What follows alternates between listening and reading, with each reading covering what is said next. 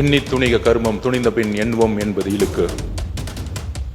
மாண்புமிகு பேரவைத் தலைவர் அவர்களே, 2026 தேர்தல் பிரச்சாரத்தில் எதிர்கட்சிகள், அனைத்து எதிர்கட்சிகள், ஒன்றல்ல ரெண்டல்ல, கிட்டத்தட்ட ஒரு 41 கட்சிகள் எதிர்த்து நின்று தமிழகத்தின் முதல் முறையாக 2016 அம்மா அவர்கள் தனித்து நின்றார்கள். ஆளும் கட்சி, மிகப்பெரிய பலம், முதலமைச்சராக இருந்த செல்வாக்கு. ஆனால் எங்களுடைய அண்ணன், எங்களுடைய தலைவர், மாண்புமிகு முதலமைச்சர் திரு சி. ஜோசப் விஜய் அவர்கள் தனியாக பிரச்சாரத்தை மக்கள் துணையுடன், பெண்கள் துணையுடன், இளைஞர்கள் துணையுடன் 41 கட்சிகளை எதிர்த்து நின்று எங்கள் தலைவர் பிரச்சாரத்தில் ஒரு கருத்தை கூறினார். நாங்கள் எப்படி வெற்றி பெறப் போகிறோம் என்று 1967 அண்ணா கூறினார். அதே கேள்வி எங்களின் தலைவரிடம் பார்த்து கேட்கப்பட்டது. 2 வருஷத்துல கட்சி ஆரம்பிச்சு ஆளுங்கட்சி ஆயிடுவீங்களா? எடுத்த உடனே முதலமைச்சர் ஆயிடுவீங்களா? இந்த இளைஞர் கூட்டத்தை வச்சுக்கிட்டு நீங்க வந்து தேர்தலை ஜெயிச்சிடுவீங்களா? பூத் இருக்கா, கிளை இருக்கா, ஒன்றியம் இருக்கா, நகரம் இருக்கா, மாவட்ட செயலாளர் யாருன்னு தெரியுமா? இந்த கேள்விகள் கேட்கப்பட்டது. அண்ணா கூறினார் தன்னுடைய தேர்தல் பிரச்சாரத்தில், அண்ணாவுடைய தேர்தல் பிரச்சார வரலாற்றை இன்றைய அரசியல்வாதிகள் சரியாக இன்னும் படிக்கவில்லை. அண்ணா கட்சி ஆரம்பிக்கும் பொழுது இருந்த கூட்டம் ஜென்சி கூட்டம். அன்னைக்கு திரு கலைஞர் கருணாநிதி அவர்களுக்கே வயது 26 தான். அப்படி 26 இருந்து 40 வயசை ஒரு இளைஞர் கூட்டத்தை எங்களுடைய தலைவர் உருவாக்கி அதை அண்டர் எஸ்டிமேட் பண்ணும் பொழுது இதே அண்ணா கூறினார், முடியுமா? காலம் சரியுமா? போதுமான பலம் இருக்கிறதா? நாளை வரை பொறுத்திருக்க கூடாதா என்ற பேச்சுகள் இளைஞருக்கு இருக்காது.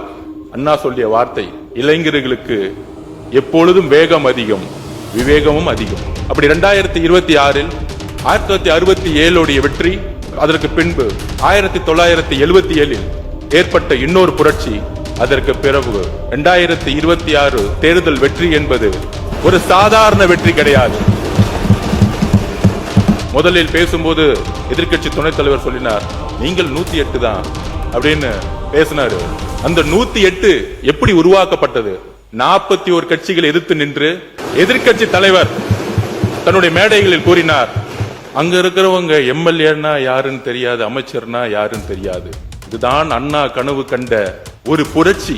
ஏழைகள், எளிமையானவர்கள், சாதி பலமற்றவர்கள், மத பலமற்றவர்கள், இங்க இருக்கக்கூடிய நபர்கள் பண்ணையாரின் பிள்ளைகள் அல்ல, மன்னராட்சியின் பிள்ளைகள் அல்ல.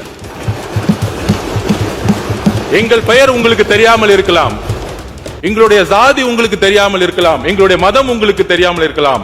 ஆனால் பெண்களுக்கும், இளைஞர்களுக்கும், ஏழைகளுக்கும் எங்களுடைய பெயர் தெரியும். அதனால்தான் நாங்கள் 108.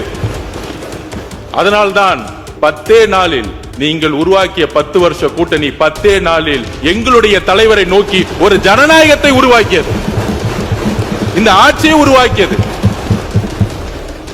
மக்கள் ஏற்படுத்த தீர்ப்புக்கு தலைவணங்கி இடதுசாரி சிந்தனைகளை கொண்ட அனைத்து தோழர்களும், காங்கிரஸ், கம்யூனிஸ்ட், பிசிகே, ஐஎம்எல் அனைத்து தோழர்களும் மக்கள் ஏற்படுத்திய வெற்றிக்கு தலைவணங்கி எங்களோடு கொள்கை அளவில் இந்த ஆட்சியில் பங்கு பெற்று முதல் முறையாக நாங்கள் உறுதி கூறுகிறோம், புரட்சியாளர் அம்பேத்கருடைய கனவு இந்த அவையில் முதல் முறையாக நிறைவேற்றப்பட்டது. 8 தலித் சகோதரர்கள் இன்று அமைச்சரவையில் இருக்கிறார்கள். பெரியார் கண்ட சமூக நீதி இங்கு நிறைவேற்றப்பட்டிருக்கிறது. அண்ணா கண்ட இளைஞர் கூட்டம் இங்கு உருவாக்கப்பட்டிருக்கிறது. இதுதான் தேர்தல் வெற்றி. இது தேர்தல் வெற்றிக்கான ஒரு வெற்றி மட்டுமல்ல, இது வரலாற்றை திருப்பி போட்ட வெற்றி. சாதியும் மதமும் எம்எல்ஏ ஆகணும், மினிஸ்டர் ஆகணும்னா அதுக்கு ஒரு பின்புலம் இருக்கணும்னு ஒரு சாமானியன் நினைச்சு பார்க்க முடியாத ஒரு சட்டமன்றத்தில் அண்ணாவுக்கு அப்புறம், எம்ஜிஆருக்கு அப்புறம் இன்று ஏழைகளும், எளிமையானவர்களும், இளைஞர்களும், பெண்களும் இந்த சட்டமன்றத்தில் இங்கு அமர்த்தப்பட்டிருக்கிறார்களே, பெண்கள் துணையுடன், இளைஞர் துணை, எங்களுடைய தலைவருடைய நம்பிக்கையும் அன்பும் பெண்கள் உருவாக்கிய வெற்றி தான் இந்த வெற்றி. இது 108 அல்ல, 6 கோடி மக்களுடைய கனவு. ஒரு ஏழையும் ஒரு சாமானியனும் சட்டமன்ற உறுப்பினராக வேண்டிய ஒரு கனவு இது. இந்த கனவு இங்கு வரலாறாக மாறி இருக்கிறது. ஒரு சாதாரண கல்லூரியில் படிக்கக்கூடிய மாணவன், நானும் மக்களுக்காக வேலை செஞ்சா ஒரு சட்டமன்ற உறுப்பினராக முடியும், 1 ரூபாய் காசு செலவு செய்யாம. இங்க இருக்கக்கூடிய ஒருத்தரும், இங்க கூட இருக்க ஒவ்வொரு சட்டமன்ற உறுப்பினரும், எங்கள் தலைவர் சொன்னார் தேர்தலுக்கு முன்பு, எம்எல்ஏ சீட்டு கொடுத்த பிறகு ஒவ்வொரு இன்டர்வியூ சொன்னார். என்ன சொன்னாருன்னா, இங்க பணம் வச்சிருக்கவங்க சரி, பணங்கள் யாரும் ₹1 செலவு பண்ணாதீங்க தேர்தல்ல. மக்கள் நம்ம ஜெயிக்க வைக்கிறாங்களோ இல்லையோ, ஆனால் மக்களிடம் நம்ம உண்மையா இருக்கணும், ஒரு மாற்றத்தை உருவாக்கணும். காய்கறி வாங்குவது போல ஒவ்வொரு ஓட்டையும் விலை கொடுத்து வாங்கக்கூடிய கலாச்சாரத்தை ஒழித்தது எங்களோட தலைவர். இதை உறுதியாக சொல்லுகிறோம், நெஞ்ச நிமிர்த்தி நேர்மையாக சொல்லுகிறோம். ஏன்னா இந்த வரலாற்று ரீதியான வெற்றிக்கு பிறகு இந்த 100 நாளுடைய வெற்றி முதலில் சமூக நீதி கணக்கெடுப்பு, சாதிவாரி கணக்கெடுப்பு. எத்தனையோ கட்சிகள் சமூக நீதி பத்தி பேசினாலும் எங்களுடைய தலைவர் தமிழக மக்களுடைய கனவை நிறைவேற்ற சமூக நீதி கணக்கெடுப்பை அறிவிப்பை வெளியிட்டிருக்கிறார். இது ஒரு வரலாறு. சிறுபான்மையின சமூக நலத்திட்டங்களை அவர்களே செயல்படுத்த அமைச்சரவையில் ஐயுமலுடைய கனவு, 60 வருஷ கனவு, அதை நிறைவேற்றியது எங்களுடைய தலைவர். விளையாட்டுத்துறையுடைய மானிய கோரிக்கையான பதில், அனைத்து கட்சியினரும் சட்டமன்ற உறுப்பினர்களும் பல்வேறு கேள்விகளை எழுப்பினார்கள். அவையுடைய நேரத்தை கருதி இன்றைக்கே அதற்கான பதில் வந்துவிட்டது. ஒவ்வொருத்தருக்கும் கேள்விக்கான பதிலை அவர்களிடமே நாளைக்கு ஒப்படைப்போம். மானிய கோரிக்கை ஸ்போர்ட்ஸ் டிபார்ட்மெண்ட் பத்தி சில விளக்கங்களை நான் சொல்ல விரும்புறேன். விளையாட்டு தான் என்னுடைய மதம், என்னுடைய மொழி, என்னுடைய சாதி, என்னுடைய குடும்பம். SDAT sports development authority of Tamil Nadu புரட்சி தலைவி அம்மா அவர்களுடைய ஸ்கீம்ல திருச்சியிலிருந்து தேர்ந்தெடுக்கப்பட்ட 3 மாணவன்ல விளையாட்டு வீரன் நான். நேரு ஸ்டேடியத்துல ரூம் நம்பர் 50-51 படித்து இந்த மாநிலத்துக்காக விளையாடிய ஒரு national player, basketball player. இங்க 3 பாஸ்கெட்பால் பிளேயர் இருக்காங்க. ஒன்னு என்னுடைய நண்பர் நிதியமைச்சர் மரிய வில்சன் அவர்கள். இன்னொருத்தர் யாருன்னா திமுக இருக்கக்கூடிய நேஷனல் பிளேயரா இருந்த பெரியசாமி அண்ணன். அது நிறைய பேருக்கு தெரியாது, அவர் இல்லை இந்த அவையில. நீங்க ஒரு ஸ்போர்ட்ஸ்மேன், சபாநாயகர் ஒரு ஸ்போர்ட்ஸ்மேன், செஸ் பிளேயர். இங்க இருக்கக்கூடிய பல்வேறு சட்டமன்ற உறுப்பினர்கள் விளையாட்டு உலகத்தில் இருந்து வந்தவர்கள். முதலில் ஒரு விளையாட்டு துறையிலிருந்து, அதுவும் SDAT மாணவனா இருந்து அதே நேரு ஸ்டேடியத்துல ஒரு விளையாட்டு அமைச்சரா இன்னைக்கு வந்து அமர்ந்த அதற்கு உதவிய என்னுடைய முதலமைச்சர் அவர்களுக்கு நன்றியை தெரிவித்து, இந்த 100 வருஷத்துல நம்ம பொருளாதாரத்திலையும் கல்வியிலையும் முன்னேறி இருக்கிறோம். ஆனால் இன்றைக்கு இருக்கக்கூடிய நிலைமை, இந்த 100 வருஷத்துல இதுவரைக்கும் நம்ம ஒலிம்பிக் மெடல் எடுத்ததே கிடையாது. ஏன்னா அதுக்கான திட்டங்கள் இன்டர்நேஷனல் ஸ்டாண்டர்ட் லெவல்ல நம்ம இருந்தது கிடையாது. பல்வேறு முயற்சிகளை செஞ்சிருக்கோம். குறிப்பாக 1994 அம்மா அவர்கள் இன்டர்நேஷனல் ஸ்டாண்டர்ட் லெவல்ல அன்னைக்கு சாப்பா டோர்னமெண்ட் நடத்தினாங்க. அதை பேஸ் பண்ணி நேரு ஸ்டேடியமா இருக்கட்டும், வேளச்சேரியில ஸ்விம்மிங் கிரவுண்டா இருக்கட்டும், இன்டர்நேஷனல் ஸ்டாண்டர்ட்ல அப்பதான் கட்டினாங்க. அதுக்கப்புறம் இன்டர்நேஷனல் ஸ்டாண்டர்ட் லெவல்ல நம்ம இன்ஃப்ராஸ்ட்ரக்சர் உருவாக்கல ஸ்போர்ட்ஸ்ல. அப்ப நம்மளுடைய ஸ்போர்ட்ஸ் ஹாஸ்டல் இன்னும் ஒலிம்பிக்கான விளையாட்டு வீரர்களை உருவாக்குவதற்கான ஒரு பொருளாதார திட்டங்களை உருவாக்குனதில்லை. ஏன்னா ஸ்போர்ட்ஸ்ங்கிறது ஒரு ரொம்ப ரொம்ப காஸ்ட்லியான சப்ஜெக்ட். ஒரு ஷூ வாங்கினாலே கிட்டத்தட்ட 15,000 ரூபாய் ஆகும். ஒரு ட்ரெஸ் வாங்கணும்னா கிட்டத்தட்ட 15,000 ரூபாய் ஆகும். அப்ப விவசாயிகளா இருக்கக்கூடிய, மீனவர்களா இருக்கக்கூடிய எத்தனையோ ஏழை மக்கள் ஸ்போர்ட்ஸை சூஸ் பண்ணும் பொழுது அவர்களுக்கான பொருளாதார பலம் இன்டர்நேஷனல் ஸ்டாண்டர்ட் லெவலில் அவங்களால கொண்டு போக முடியாது. ஒரு அரசு வேலை கிடைச்சா போதும் அப்படின்னு, அப்படி ஒரு ஷூ கூட வாங்க முடியாத ஒரு விளையாட்டு விடுதியில் பள்ளியில் படித்த மாணவன் நான். என்னுடைய கோச்சு தான் எனக்கு முதல் ஷூ வாங்கி கொடுத்தார். அந்த கோச்சுக்கு நான் நன்றி சொல்றேன். பொலிட்டிக்கல் சயின்ஸ் என்னுடைய கனவு படிக்கணும்னு. அப்ப நேரு ஸ்டேடியத்துல எனக்கான அகாமடேஷன் கிடைச்ச பிறகு என்னுடைய கோச் அன்னைக்கு இருந்த மெம்பர் செக்ரட்டரி திரு டேவிதார் IAS நான் வந்து இன்னைக்கு நினைவு கொள்றேன். ரொம்ப நேர்மையான அதிகாரி. ஒரு திட்டம் நேர்மையான அதிகாரியும் ஒரு அமைச்சரும் இருந்தால் எப்படி செயல்பட முடியும்னா அதுக்கு ஒரு சிறந்த உதாரணம் நான். அரசு திட்டத்தின் வழியில் படித்த மாணவன் நான்.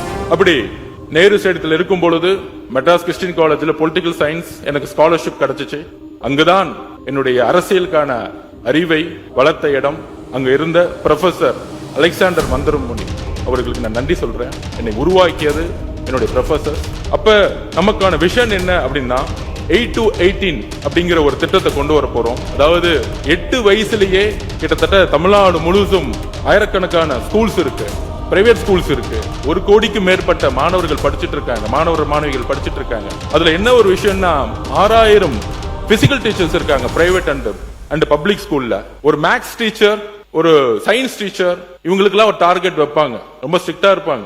ஆனா என்னோட எக்ஸ்பீரியன்ஸ்லயே ஒரு பிசிக்கல் டீச்சருக்கு ஒரு குறிக்கோள் வச்சது கிடையாது. சைக்கிள் ஸ்டாண்ட் எடுத்துக்க வைக்கிறதுக்கும் டிசிப்ளின் பார்க்கறதுக்கும் ஹேர் கட்டிங் பண்றதுக்கு தான் இருந்திருக்கு. ஆனால் ஒரு பிசிக்கல் டீச்சர் நினைச்சா ஒரு ஒலிம்பிக் பிளேயரை உருவாக்க முடியும். அதுக்கான சிலபஸை உருவாக்கணும். அதுக்கான சிலபஸை உருவாக்கணும் தான் மாண்புமிகு முதலமைச்சர் கிட்ட நாங்கள் கோரிக்கை வச்சு எஜுகேஷன் மினிஸ்டரோட மீட் பண்ணோம். அதுக்கு தான் டேலண்ட் ரிசர்ச் விங் TRW ஒன்று உருவாக்குறோம். அந்த TRW இந்த 1 கோடி ஸ்டூடெண்ட்ஸ்ல பெஸ்ட் ஸ்டூடெண்ட்ஸை எடுத்து வந்து தமிழ்நாட்டில் இன்னைக்கு ஹாஸ்டல் ஸ்போர்ட்ஸ் ஹாஸ்டல் பாத்தீங்கன்னா 15, 16, 22 ஹாஸ்டல் தான் இருக்கும். 38 மாவட்டங்களிலும் ஸ்போர்ட்ஸ் ஹாஸ்டல் உருவாக்கப்பட வேண்டும் இந்த வருஷத்திலேயே.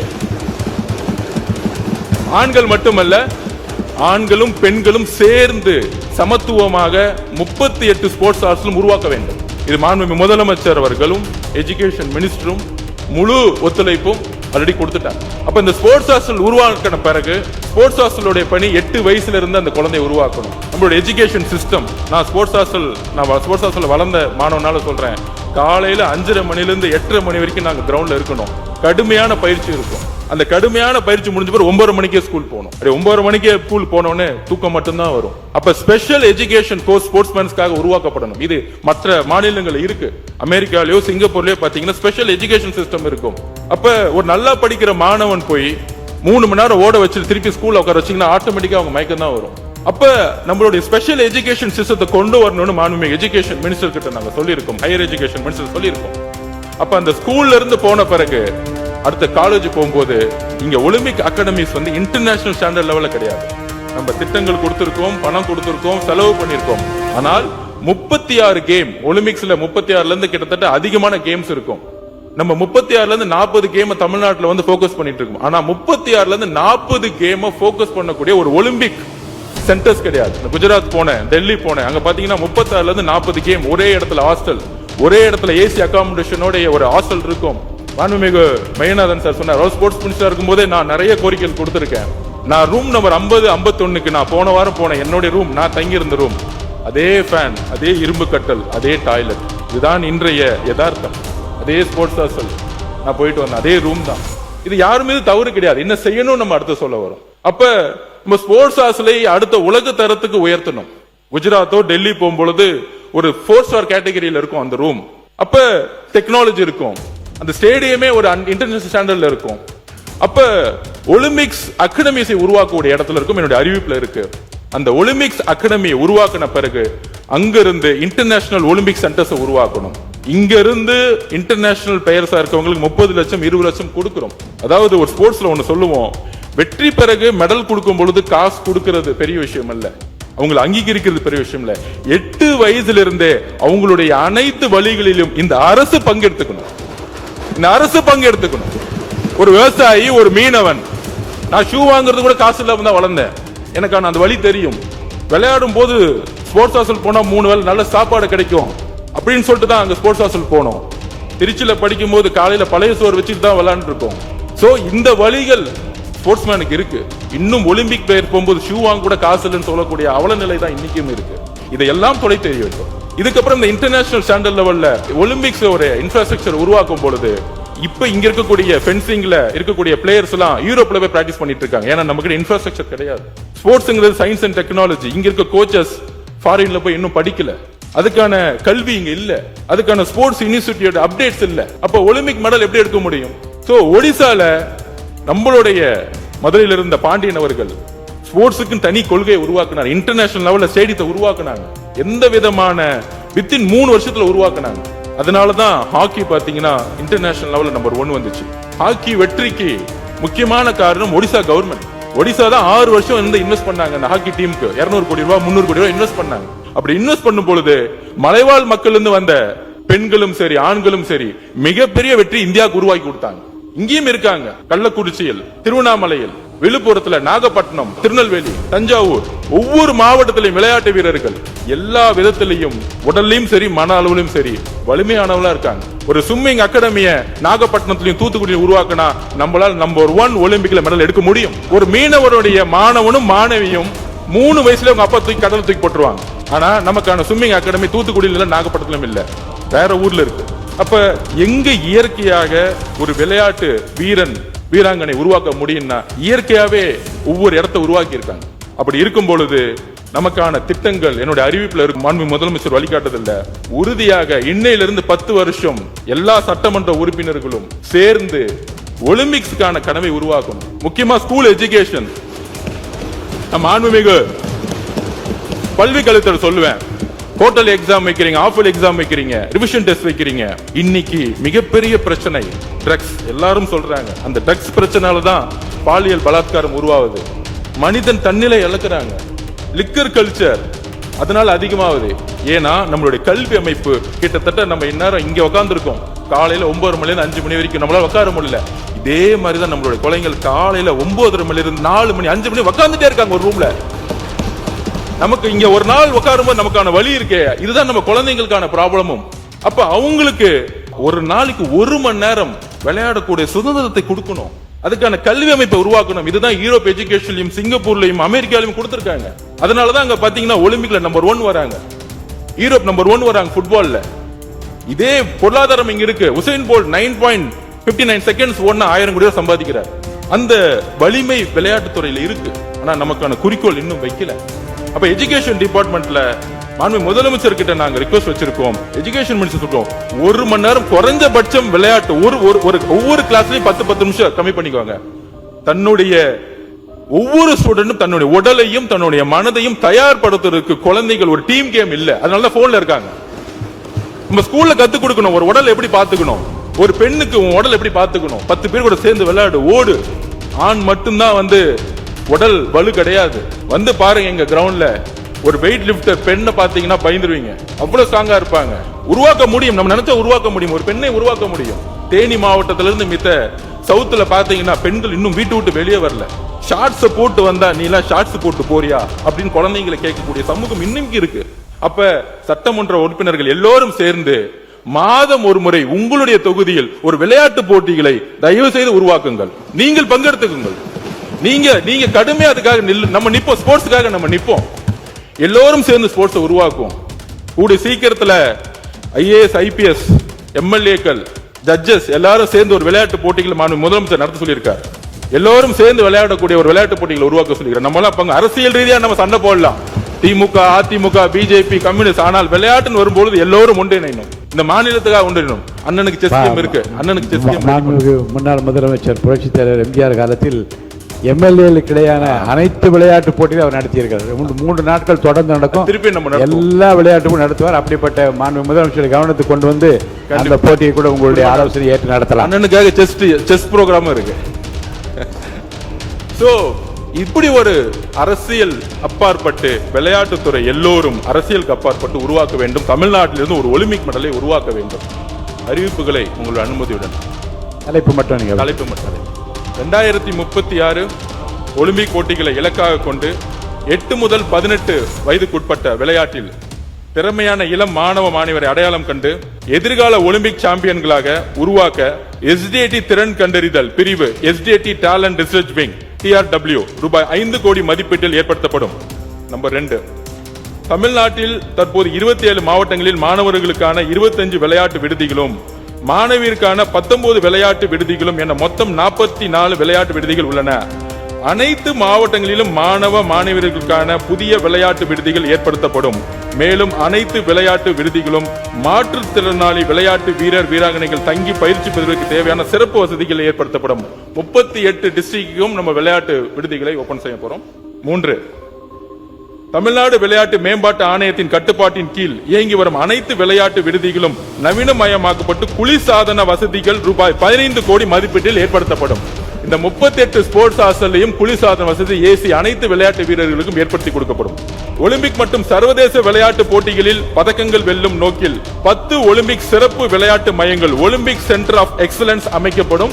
International standard level